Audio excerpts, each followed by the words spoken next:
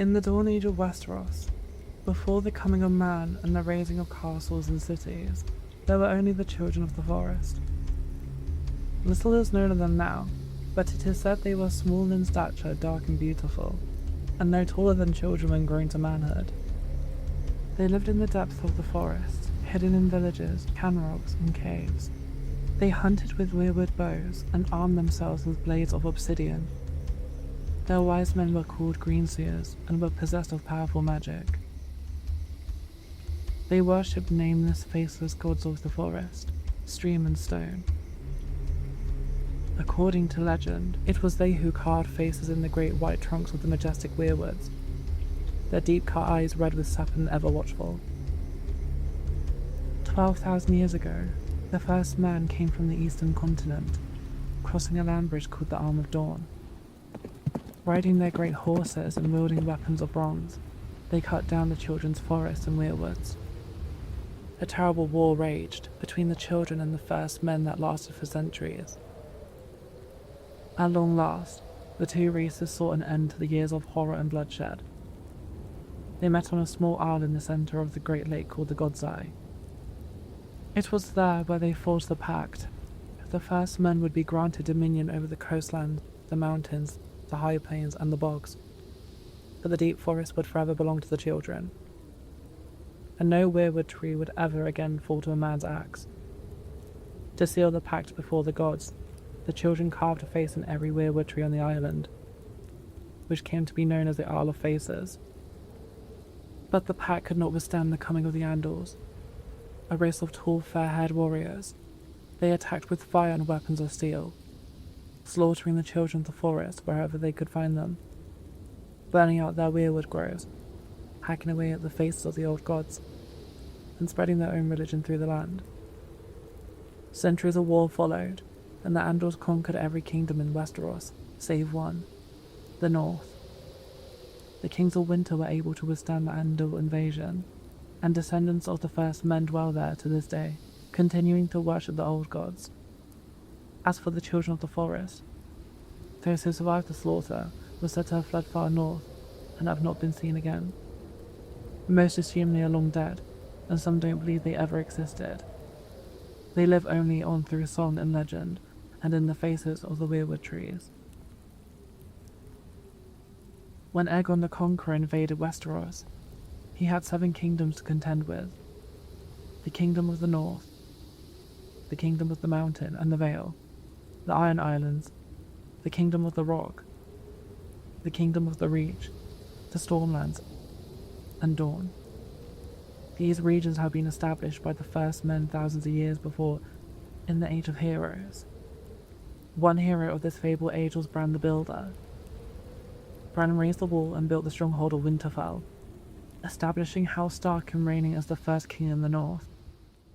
Other legends tell the Great King in the Iron Islands. The Great King took a mermaid to wife and defeated Naga, the first sea dragon. House Greyjoy or Pike, the current rulers of the region, claim to descend from him. House Casterly ruled the gold-rich Westerlands from their mighty seat of Casterly Rock.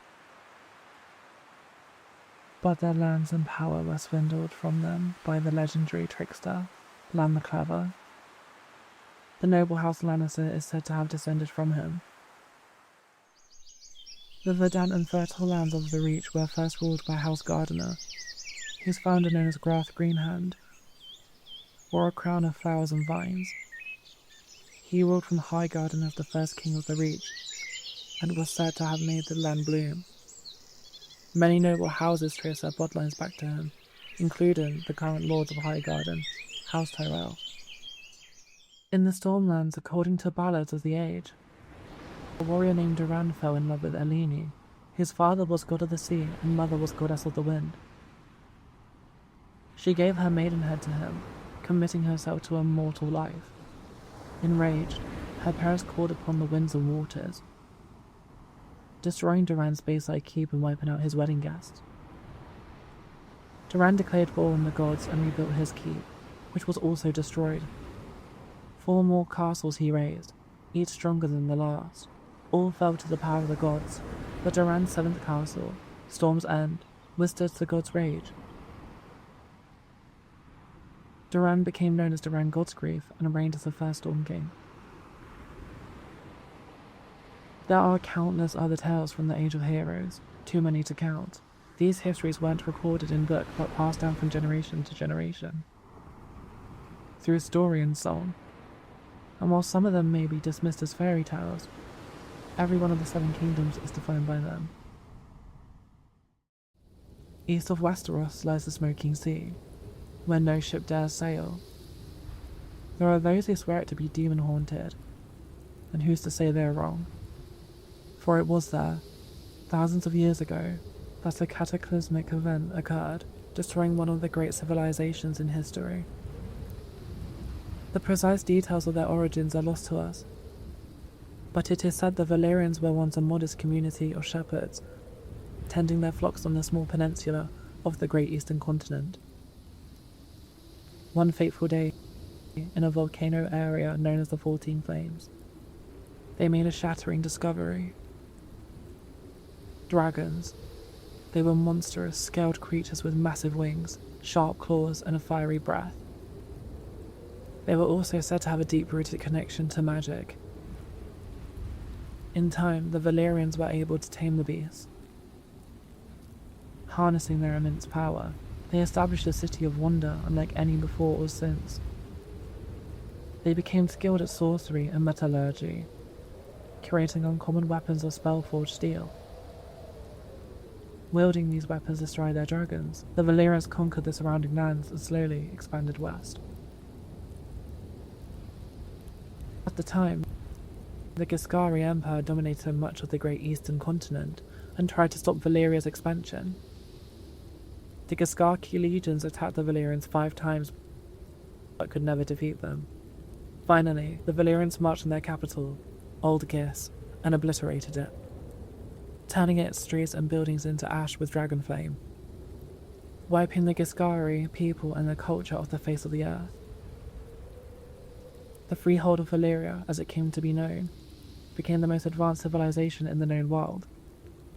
With its own language, gods, and culture, the Valyrian reach extended far and wide, covering most of the continent. Great cities were built and roadways paved, all of which led back to Valyria. The freehold would prosper for nearly 5,000 years, but it was not to last. An event that became known only as the Doom laid waste to the Valyrians, their capital city, and its surrounding lands.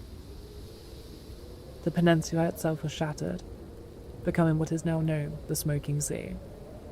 Every dragon was thought to be lost, as were the Valyrian spells, knowledge, and recorded history. Thus, the mighty empire collapsed. What caused the cataclysm? No one knows for certain. Some say it was a volcanic eruption. Others say the Valyrians' own sorcery got the better of them. In any event, the Doom's devastation of the Valyrian people was total, with the exception of a small rocky island in the narrow sea. Dragonstone. For it was there that the Targaryens, the last of old Valyria, dwelled.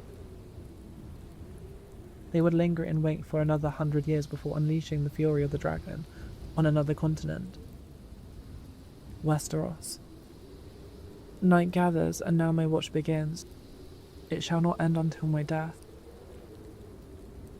I shall take no wife, hold no lands, father no children. I shall wear no crowns and win no glory. I shall live and die at my post. I am the sword in the darkness. I am the watcher on the walls. I am the shield that guards the realms of men. I pledge my life and honor to the Night's Watch, for this night and all nights to come. Legends tell of a winter that lasted a generation, and of a vast and terrible darkness that fell across the land. It came to be known as the Long Night. In the midst of this darkness, the White Walkers emerged from the far north with their armies of the dead. They waged war against the living, laying waste to villages and holdfasts, leaving terror and destruction in their wake. After years of brutal conflict and unbearable loss, an alliance for the first men and the children of the forest managed to drive the walkers and their minions back into the frigid northern wastelands, from whence they came.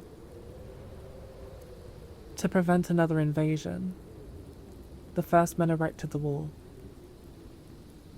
a massive fortification 700 feet in height, stretching from the Frostfangs in the west to the Bay of Seals in the east. It was a structure unlike any ever built. Indeed, some maintain it could only have been completed with the aid of giants or using the powerful magic of the ancient children of the forest. Men were required to guard and maintain it, and thus the Night's Watch was born. A sworn brotherhood tasked with defending the realms of men against the dark forces that lay beyond. Upon taking his vows, a brother of the Night's Watch serves for his life. It is a life of hardship and great sacrifice, so the oath must not be taken lightly. The punishment for desertion is death. The Night's Watch is divided into 3 vital branches. The Rangers are the true warriors of the Watch. Centuries have come and gone, and although the White Walkers have yet to return, another threat has emerged. Barbarian tribes known as wildlings, and the Rangers are charged with defending the realm against these lawless savages. The builders are carpenters, masons, miners, and woodsmen, tasked with maintaining the wall as well as its various keeps, towers, and structures, which have fallen into despair over the years. The stewards serve as cooks, butchers, and hunters. They tend to the horses and messenger ravens, sew clothing, gather firewood, and bring supplies up from the south. The Night's Watch is a diverse group. Proud volunteers from noble houses stand side by side with petty thieves conscripted from dungeons. Class distinctions are left behind, as are past misdeeds. A man gets what he earns on the wall, and even the lowest gutter snipe can rise up in rank if he proves himself worthy. For thousands of years, the Brothers of the Night's Watch have stood their lonely vigil as the seasons changed.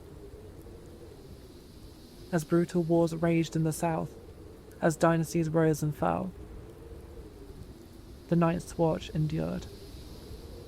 We are the swords in the darkness. We are the watchers on the wall.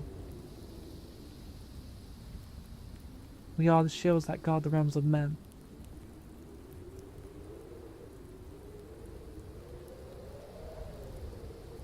Joining the Night's Watch, or taking the Black, is a singular honour for any northerner, for it was in the north some 8,000 years ago that the first men drove back the White Walkers, erected the wall, and established a sworn brotherhood that would guard the realm and its people from the dangers beyond. Regrettably, the Night's Watch no longer commands the widespread respect and admiration it once did. While House Stark and other houses in the northern regions continue to recognise its vital importance to the safety and stability of the realm, this view is not shared by the powerful houses of the southern kingdoms, or their subjects. Most regard the Watch as a misguided, absolute order made up of useless outcasts. Admittedly, the current Night's Watch is a shadow of its former glory. Its numbers have dwindled to less than 1,000.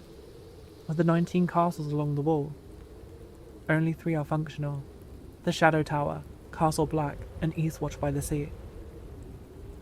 The Watch's mandate of adding to the wall has been abandoned entirely, and there are barely enough resources to maintain it. Recruiting officers known as Wandering Crows scour the dungeons and slums of the realm in hope of finding men to fill the ranks. While there is still the occasional highborn volunteer, the newest recruits are almost entirely made up of lowly criminals, thieves, and murderers sentenced to the wall as punishment for their crimes.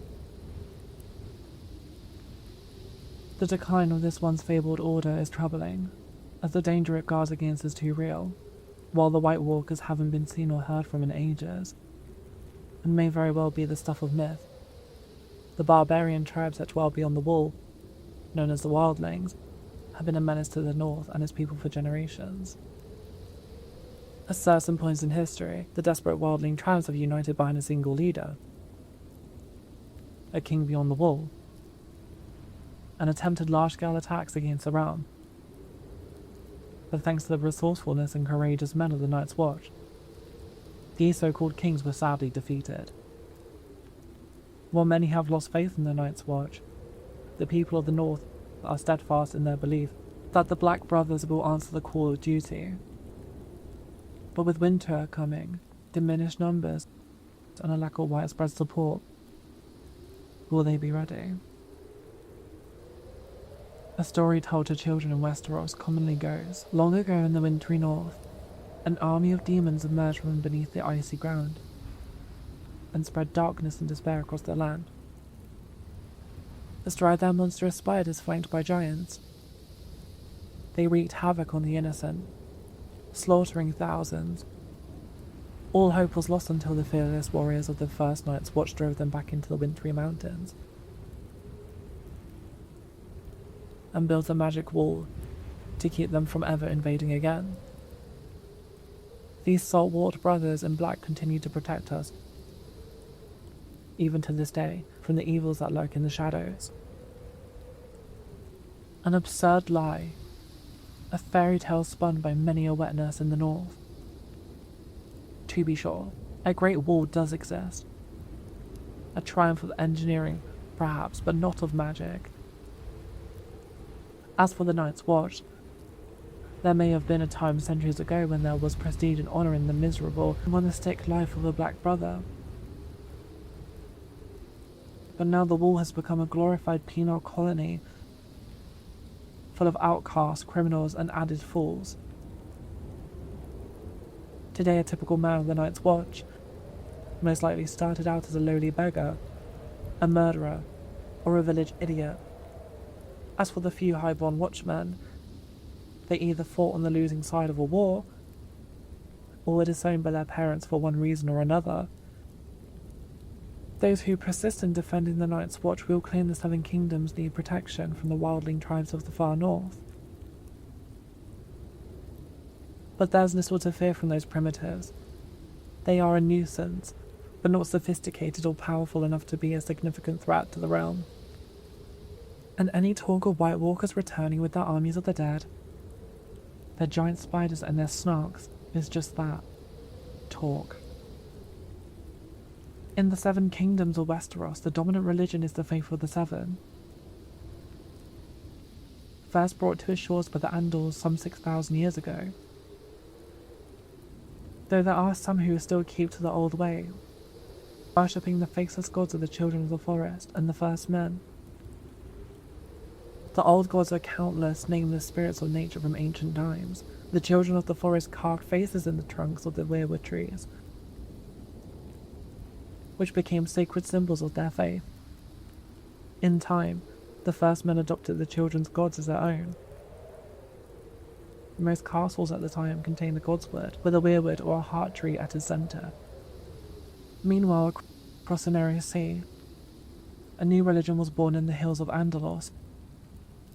According to legend, the god of the Seven revealed itself to the Andals, and the invasion of Westeros followed soon after.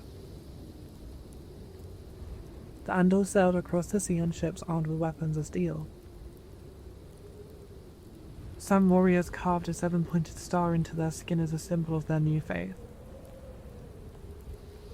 The invaders destroyed most of their weirwood trees in the southern lands, slaughtered the children of the forest wherever they could find them, and conquered every kingdom of the first men, apart from the north. In time, the faith of the Seven spread like wildfire throughout the land. The Seven is a single deity, with 7 aspects, each symbolizing a different area of life. though most people refer to the seven as separate gods. The mother is prayed to for mercy and watches over the fertility, childbirth, and peace.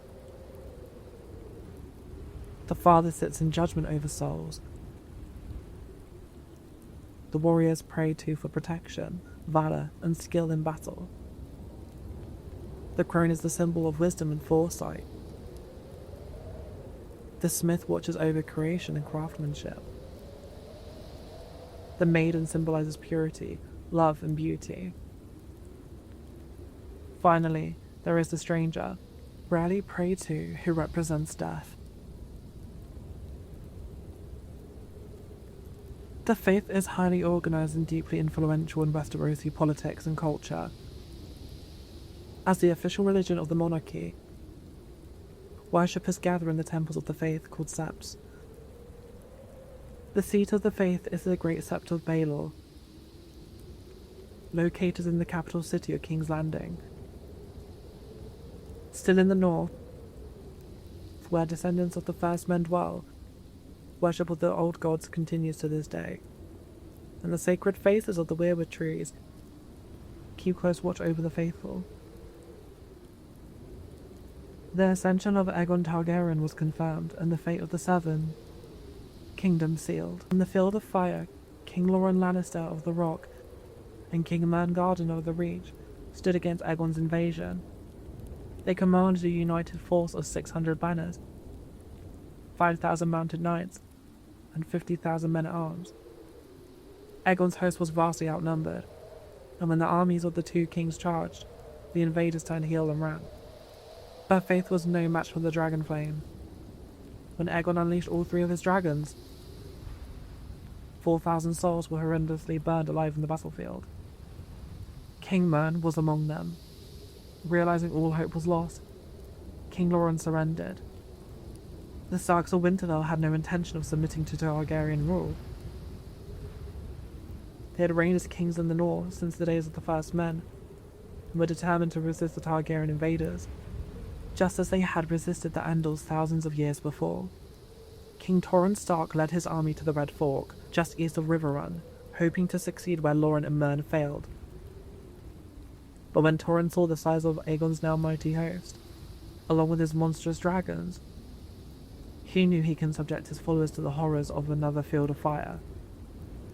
He bent the knee and swore fealty to Aegon, who allowed the Starks to maintain their lordship over the reign of as Lord Paramount and Wardens of the North. Without question, Torrhen Stark saved thousands of lives that day. He was ever after known as the King Who Knelt. Each dragon was named after the Valyrian gods of Aegon's forefathers. The Senya rode Vhagar, whose fiery breath could melt armor. Rhaenys rode Meraxes, whose jaws were big enough to swallow a horse whole.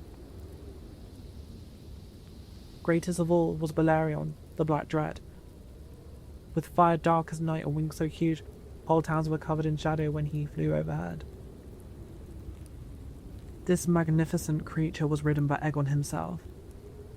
After his triumph from the Field of Fire, Aegon's conquest was assured. In a short time, the so-called Seven Kingdoms were melted down in the heat of the dragon's flame, and transformed into a single realm.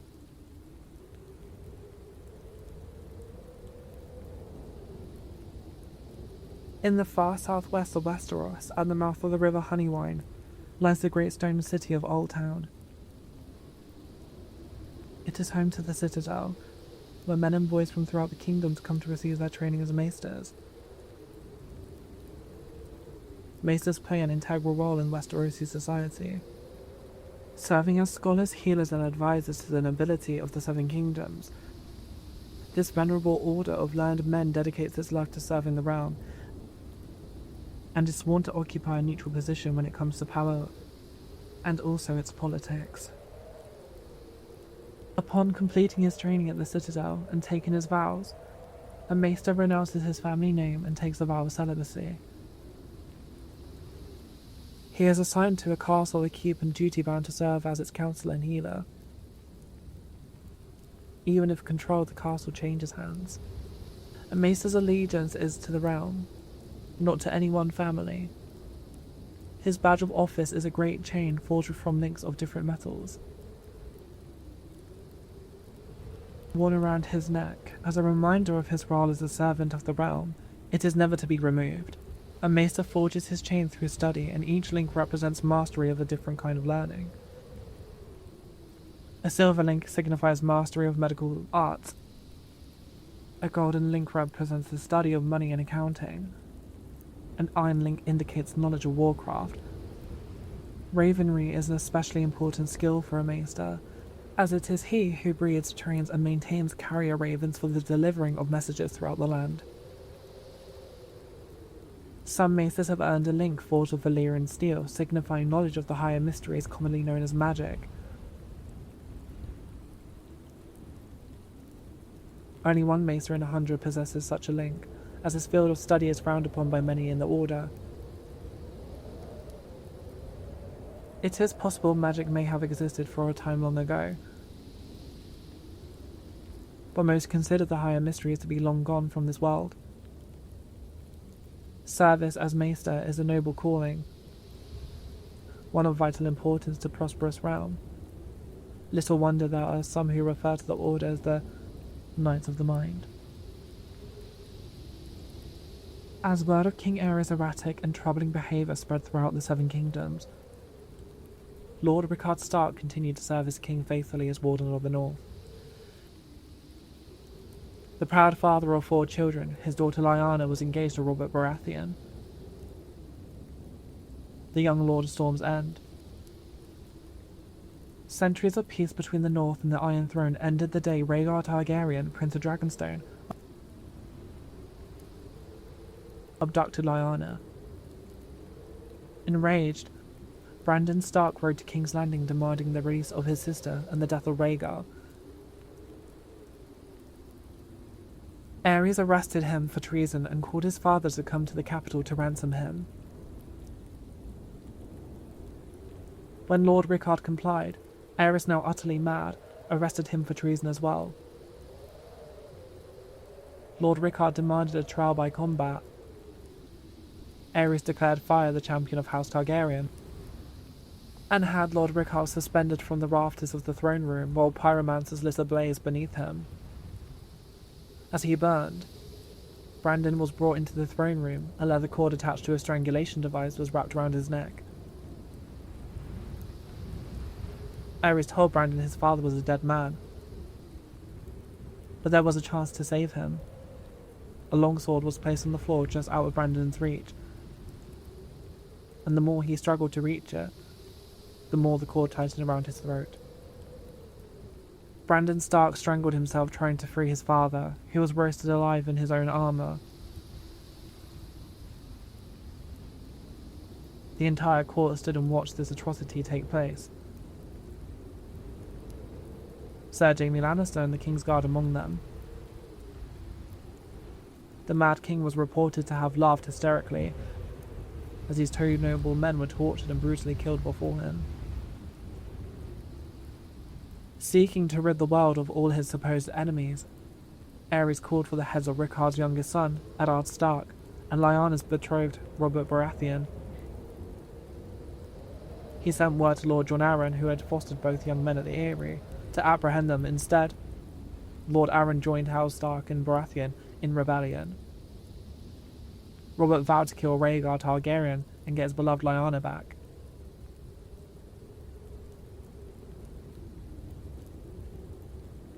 Aerys Targaryen was the last of his name to sit on the Iron Throne, known far and wide as the Mad King. His was a reign of instability and terror, and the Seven Kingdoms are well rid of him and his kind. He may have appeared to be a capable ruler at first, but that was due in no small part to his council, led by the hand of the king, Tywin Lannister. There may have been years of peace and prosperity during Aerys' reign, but it was Tywin who was really running the country. As Aerys spiraled further into the insanity, the dragon-blooded were famous for losing their minds, the price paid for centuries of keeping the bloodlines pure. His behaviours became increasingly erratic. He cut himself so often on his throne room that many referred to him as King Scab, though never to his face. It was rumoured he had developed an obsession with wildfire and was known to inflict horrific punishments on those he considered enemies, including burning them alive.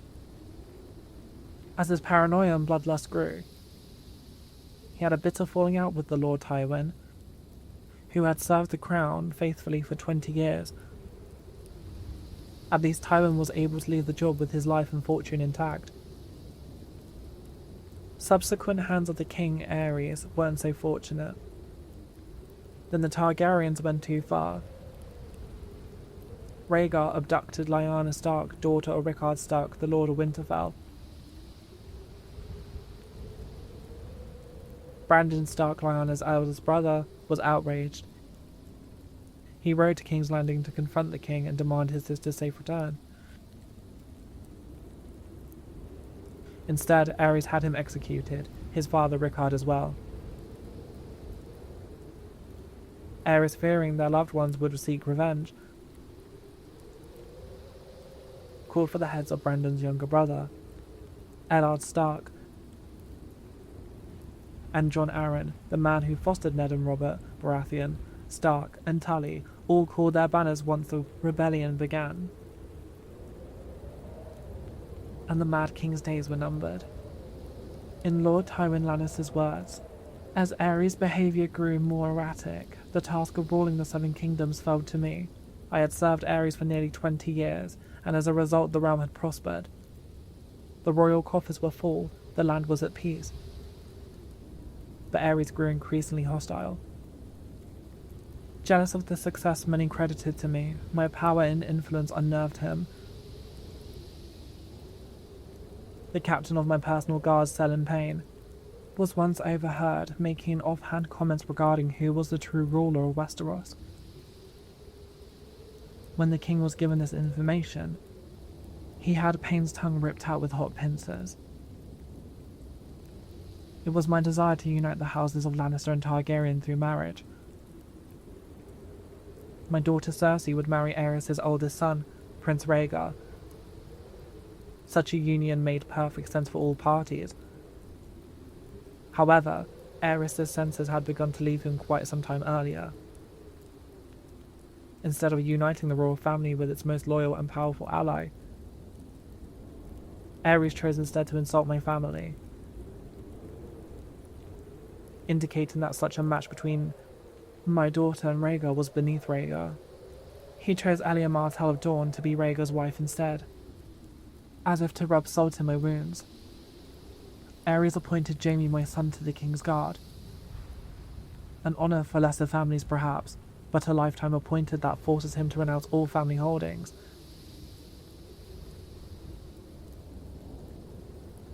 Creating a difficulty in naming an heir to Castle Rock.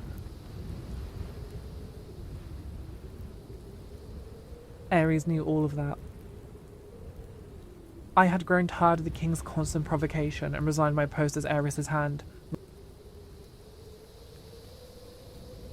returning to Castle Rock with my considerable forces. When Robert Baratheon rebelled against the throne, Aerys grew fearful that I would join with Robert's forces and rise against him. He thought himself clever and kept Jaime very close, as if he was warning me. He sunk deeper into delusion, paranoia, and violence. I've heard it said he became obsessed with wildfire. A substance once lit cannot be extinguished. Convinced he had enemies all around him, he wouldn't allow blades in his presence, save for those of his Kingsguard. Alas, that proved to be his undoing. The Targaryen dynasty united the Seven Kingdoms and lasted nearly 3 centuries. A dynasty forged in fire, sealed in blood, and destroyed by rebellion. The Targaryens of Blood of the Dragon, descended from the nobility of ancient Valyria, a once mighty empire in the east. When the cataclysmic doom laid waste to Valyria and its people, the Targaryens survived, having settled on the island fortress of Dragonstone years before. They remained there for a century until the rise of Aegon the Conqueror. Instead of attempting to reclaim the eastern lands of his ancestors, Aegon sailed west for the Seven Kingdoms. His sister Visenya Rhaenys at his side, to keep the bloodlines pure.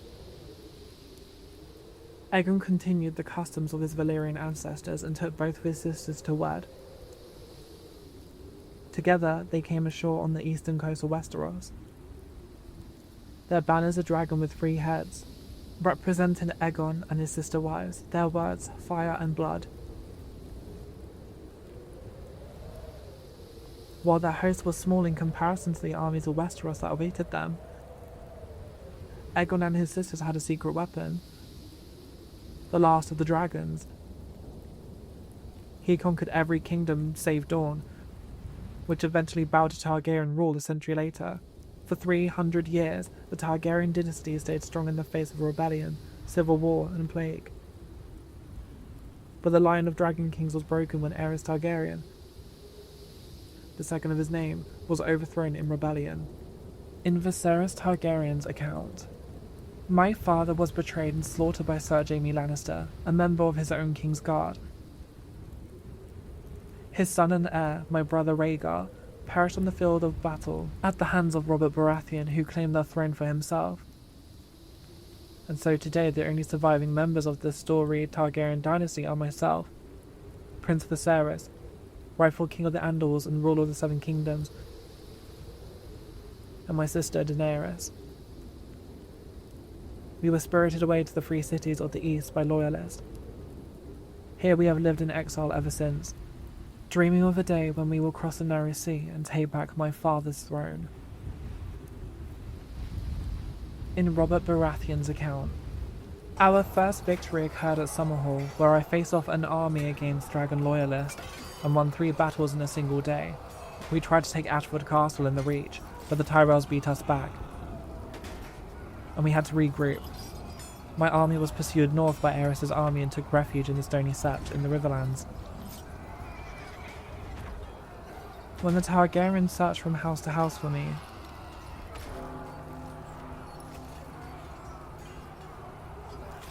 the combined forces of Ned Stark and the Tully swept into the city.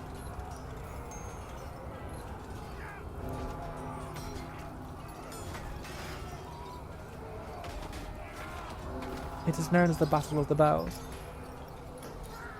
We overwhelmed the Mad King's forces and sent them scampering back to King's Landing. Aerys' son Rhaegar, who started the whole thing, finally emerged from hiding in the south and assembled his own army to face us. The battle that would decide the fate of the Seven Kingdoms occurred at the crossing of the Green Fork of the Trident River. Rhaegar commanded the royal host, some 40,000 strong. My forces were outnumbered by nearly 5,000 men.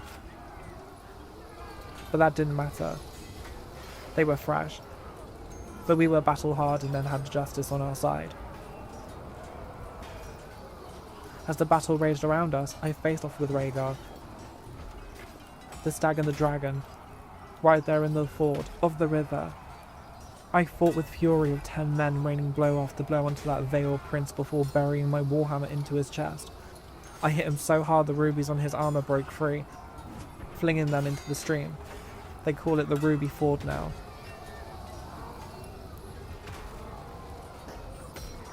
With Rhaegar dead and the royal army shattered, our next move was to make for King's Landing. But I'd sustained wounds in the battle and was unable to ride. I sent Ned Stark to the capital to face the Mad King and make him pay for his crimes. Ours is the fury. These are the words of the Black Stag of Baratheon. A battle cry echoed throughout the land in rebellion when I, Robert Baratheon, the first of his name, seized the Iron Throne from the Mad King Aerys Targaryen, ending a dynasty nearly 300 years old.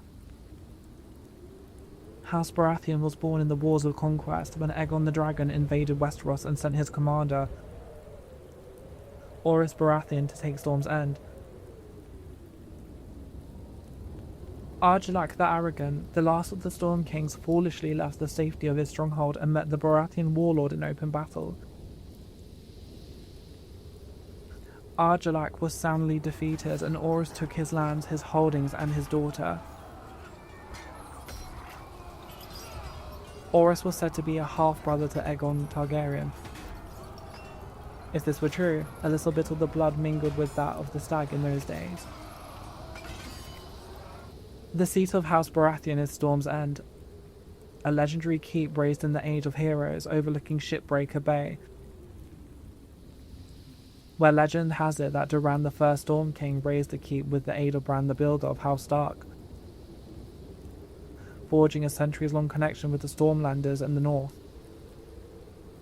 After Aegon's conquest of the Seven Kingdoms, the Baratheons remained loyal enough to the crown while Targaryen kings came and went. While loyalty has its limits. When Rhaegar, Aerys' vile son and heir, abducted Lyanna Stark, my betrothed, my beloved, it was time to act. We raised our banners, Baratheon, Stark, Jon Arryn, and the Tullys, united in rebellion against Rhaegar and his father, the Mad King. We were victorious and took the Iron Throne. That bit of dragon blood in my veins came in well, as it made me a distant relation to the Targaryen dynasty, through my long-lost ancestor Orys. The truth of it is, I took it. I sat on the Iron Throne.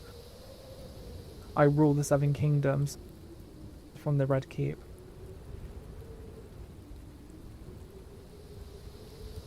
Robert's victory at the Trident was a turning point in the war for the Iron Throne. While it was clear the gods were smiling on the rebel forces, Aerys still held the Red Keep at King's Landing. As Robert was wounded and unable to ride, it was up to Eddard Stark to make for the capital and force the Mad King to give up the throne. Lord Stark reached the city gates to find that Tywin Lannister, Lord of Castle Rock, had already sacked the city in Robert's name. House Lannister had remained neutral up to this point, ignoring requests for help from both the Crown and the rebels. Now that Robert's eventual victory was assured, it seemed Lord Tywin had finally chosen a side. Lord Eddard was horrified by what he saw when he entered the city. Homes looted and burned, women assaulted, scores of innocent citizens killed. Disgusted, he led his forces up Aegon's Hill to the Red Keep.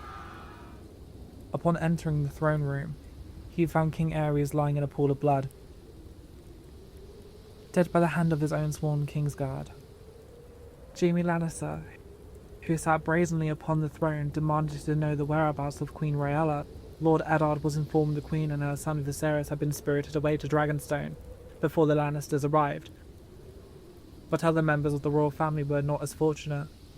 Elia Martell of Dorne, wife of Prince Rhaegar, had been assaulted and murdered by Sir Gregor Clegane. On Lord Tywin's order, Sir Gregor and his men had also butchered Rhaegar's young children. When Robert was well enough to reach the capital, Lord Eddard demanded the Lannisters answer for their heinous crimes.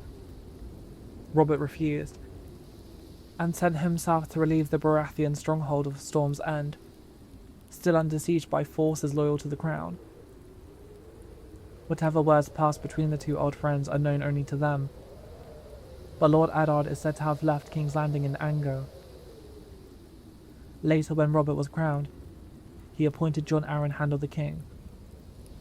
Lord Arryn's first order of business was to broker a truce with the Martells of Dorne, who were outraged by the brutal murder of Princess Alia and her children. Following the death of Lyanna Stark, who had been betrothed to Robert, House Baratheon and Lannister were joined in marriage when the new king took Tywin Lannister's eldest daughter, Cersei,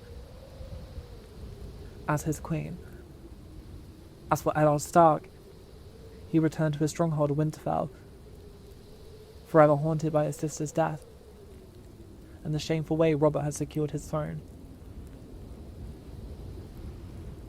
For our rebellion to succeed, King's Landing had to be taken forcefully. No one was foolish enough to believe Aerys was going to hand his crown over peacefully. The Mad King's reign needed to end. What Tywin Lannister's forces did was unfortunate, but it was necessary to secure the Iron Throne and bring peace and justice to the Seven Kingdoms. Robert Baratheon's own account. My glorious victory at the Trident left me wounded, and I sent my personal maester to attend Sir Barristan Selmy instead. His wounds were more severe, and even though Sir Barristan was a member of Aerys' King's Guard and fought on the opposing side, the man's bravery and loyalty was something to behold. But this meant my wounds would take longer to heal, and I couldn't ride to King's Landing myself. I sent the one man I trusted over anyone else in this world, Ned Stark, in my place. Had I been able to ride, perhaps I could have reached King's Landing sooner and prevented some of the violence that occurred when the Lannisters entered the city. Still, what Lord Tywin did was for the greater good. Even what happened to Princess Alia and her children, babies or no, theirs was the same cursed blood that flowed within the Mad King's veins. They were dragon-spawned and couldn't be allowed to survive. What would they have grown to be? Loyal subjects. Ned with his damned northern honour. And I had our first major fight over the deaths of the Targaryen children. Ned called it murder. Murder? It was war.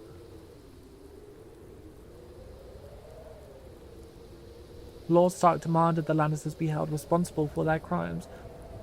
Was it a crime to put an end to a family of lunatics born of incest? I wouldn't, and still don't blame Tywin Lannister. Instead, I sent Ned Stark south to finish off the remaining Targaryen loyalist. It was only Lyanna Stark's death that reconciled us. Ned had lost his sister. I had lost my betrothed and beloved. We shared that sad bond together. And through it, our friendship was made strong again. As for the Mad King's surviving heirs, those able to scurry away in the face of my fury now live somewhere across the narrow sea. They had best stay there. If they ever set foot in Westeros again, they will face the King's justice. In Tywin Lannister's own account, Rhaegar Targaryen lay dead on the banks of the Trident, his royal army shattered and in retreat. The days of the Dragon King were clearly numbered. Until that moment, it would have been foolish to commit Castle Rock to either Crown or the rebellion. What would our family have to gain in supporting or raising madman, or in entering a crusade to put Robert Baratheon on the throne? But chaos benefits no one. It was time for House Lannister to do what it could do to ensure a return of peace and prosperity to the land. I brought 10,000 Lannister troops to the gates of King's Landing to bring the bloodshed to a quick and decisive conclusion. King Aerys had been sending ravens for months begging for my support to end the uprising. In a way, his pleas had been answered. As I had suspected, Aerys opened the city gates and welcomed my men. Our plan was clear: crush Aerys' remaining bannermen, remove the remnants of the royal family as quickly and efficiently as possible. Any alternative meant years of further war and fragmented Seven Kingdoms. Our means were bloody, but the results speak for themselves. As for Aerys, it is true he met his fate at the hands of my son. Aerys had kept Jaime close to him during the rebellion, thinking himself clever in keeping my son as hostage should I decide to pledge support to the rebel cause. This proved to be his greatest mistake, for when the time came, Jaime did his duty as a Lannister and drove his sword into the Mad King's back. With that, Robert Baratheon's crown was secured. The new king recognized how useful the might and riches of Castle Rock would be if he wanted to keep it. To that end, I offered my daughter Cersei as his queen. Had Aerys not spurned the same offers a year earlier, perhaps things would have worked out differently. With Robert and Cersei crowned king and queen of the Seven Kingdoms, it was a new day. The dragon was vanquished, and the Seven Kingdoms would thereafter belong to the Stag and the Lion. Viserys Targaryen's account. The Battle of the Trident may have been an important victory for the usurper, but it was the treachery and barbarism of Tywin Lannister that sealed the fate of the Targaryen dynasty. My father, King Aerys, had ever been a friend to the Lions of the Rock. He graciously brought Tywin to court, made him the youngest-handed king in history, gave him power, gave him respect, made it possible for Tywin to restore House Lannister to glory. Aerys and Tywin governed side by side for 20 prosperous years. Still, when the usurper called his banners in rebellion, Tywin Lannister ignored his king's pleas for help, and stayed holed up in his stronghold of Casterly Rock. In time, my brother Prince Rhaegar was dead. The realm was in turmoil, and the usurper's forces were said to be riding for King's Landing. What a glorious sight it must have been when a force of 10,000 Lannister men showed up at the gate of the capital, with Lord Tywin at their head, pledging support to his king. Aerys opened the gates for his old friend. Instead, Lannister and his men proceeded to plunder and destroy the city he had called home for decades. As the capital was ravaged and its people terrorized, Jaime Lannister, son of Lord Tywin, proved every bit as treacherous. He killed my father, the king, at the foot of the Iron Throne. The Lannisters entered the Red Keep, and Tywin ordered the deaths of the rest of the royal family. It is said Princess Rhaenys was found cowering under her father's bed and put to the sword. She was only a child. As for Rhaegar's widow, Elia, she was forced to watch as Lannister thugs bashed her baby son head against the wall before being assaulted and murdered herself. As I was heir to my father's throne, I had been spirited away to Dragonstone with my mother, Queen Rhaella, who was with child. As a raging summer storm battered the island fortresses and destroyed the Targaryen fleet at anchor, my sister Daenerys was born. My mother, the queen, died giving birth. Now, some 17 years later, the rightful king still lives in exile. But a day of reckoning is coming. I will sail west, as Aegon the Dragon did centuries before, and take back my father's throne with blood and fire, and punish the treacherous dogs who sought to destroy my family. And the people shall rejoice. In the snow-capped mountains of the Vale, standing high above the rich lands below, stands the Eyrie, a storied and impregnable fortress that had been built by the legendary Mountain Kings in the Age of Heroes. It is the stronghold of House Arryn, one of the oldest, noblest families in Westeros. Their sigil, a soaring falcon over a crescent moon. Their words, as high as honour. The Arryns are direct descendants of the Andal invaders who sailed across the narrow sea and came ashore at the Fingers. According to legend, Sir Arthur Arryn, known as the Winged Knight, soared through the sky atop a giant falcon, landing on the peak of the highest mountain, where he defeated the Griffin King in battle.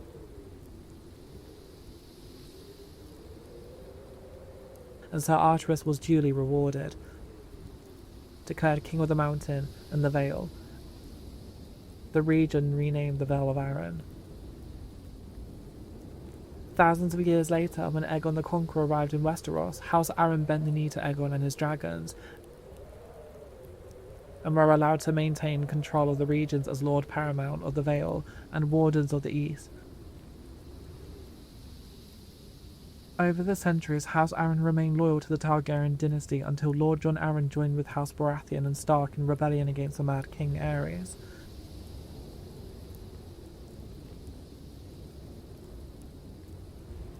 Upon winning the Iron Throne, Robert named Lord Jon Hand of the King, and position he held until his mysterious death.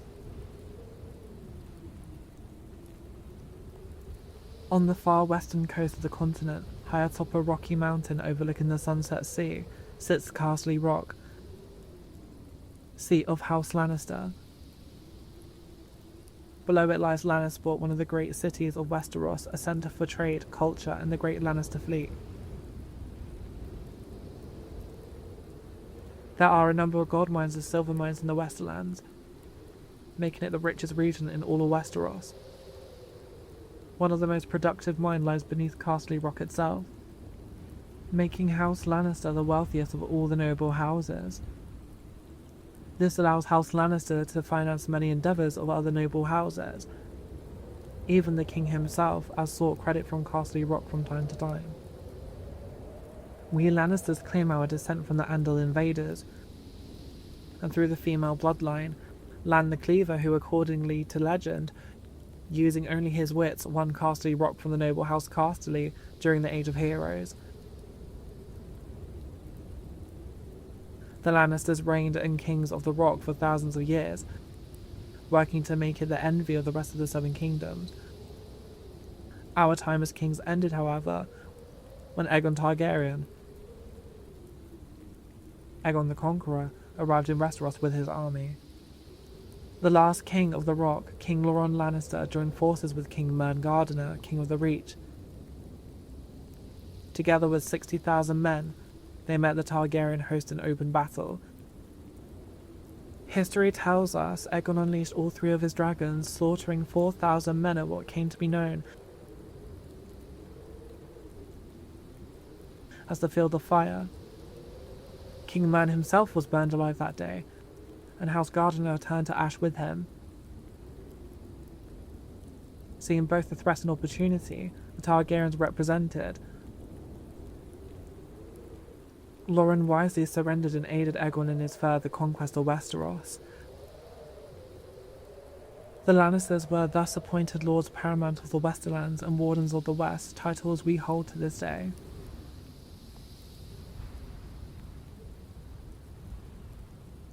Let us be clear though, it is neither luck nor royal favour that makes our house prosperous. There have been times in our history when some have thought us weak, lazy or opulent.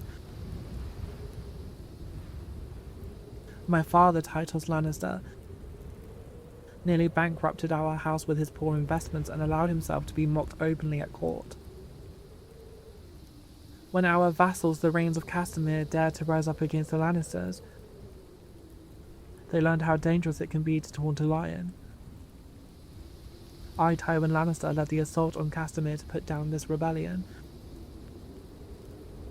and I made an example of them. To anyone who doubts our might, they even made a quaint song about that fate of the Rains of Castamere. Sadly, there are no rains left to hear it today. The Golden Lion of Lannister is rightly admired and feared throughout the Seven Kingdoms. Our words are, hear me roar. But there are other words that should be remembered when crossing a line of Castle Rock. A Lannister always pays his debts.